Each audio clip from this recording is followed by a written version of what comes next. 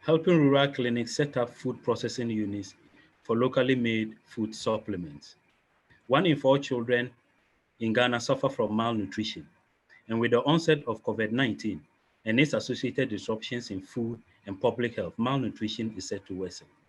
Strained humanitarian responses are eroding access to life-saving nutrition services.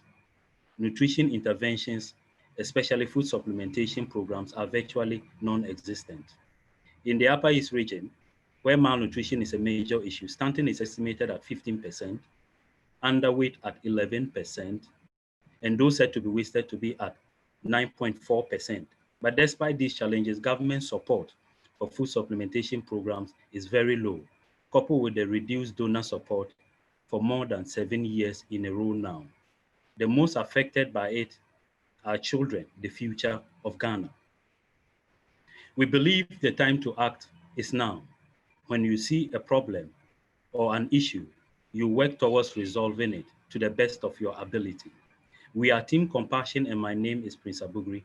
I am the team lead for Compassion.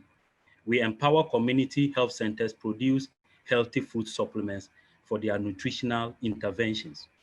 Compassion is a team of 3 housed within the Presbyterian chain of health centers.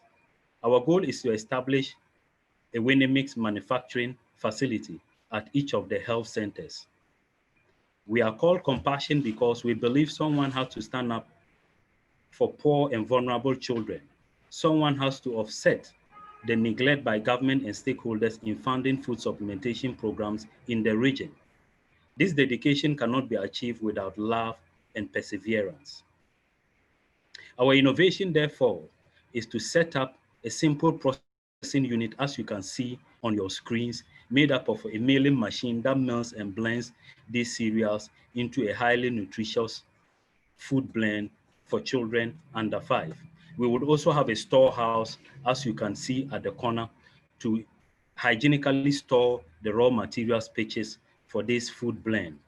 Compassion will also establish a shed which will serve as a learning center for cooking demonstrations and for feeding demonstrations. But we also believe that only food blend will not solve the nutritional problems of children. So we'll introduce other micronutrient powders such as Mix Me to ensure that the food is nutritionally rich to serve its purpose. So these are the pictures demonstrating cooking demonstration and then the feeding demonstration I spoke of earlier. Why is this important? We believe that our solution will revitalize and sustain nutrition-related activities, improve the nutritional status of children in low-income households. And our solution is pandemic-proof because in the event of a lockdown, community health nurses and community health volunteers who are well-trained and properly trained to carry out these activities will do the distribution and also train mothers at their various homes to apply or to use the micronutrient powders in the right manner. This will prevent them gathering at the clinic for any other activity. We also hope to reach a total of 18,000 children and mothers within 6 clinics in the long term. To ensure that our solution is sustainable, we'll price a pack of our winning mix at 7 cedis, which is just about $1, and this will last for about 2 weeks.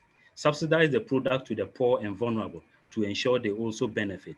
And we'll fully utilize the production unit by providing mailing services to the community at a fee, which will be used to run the processing unit.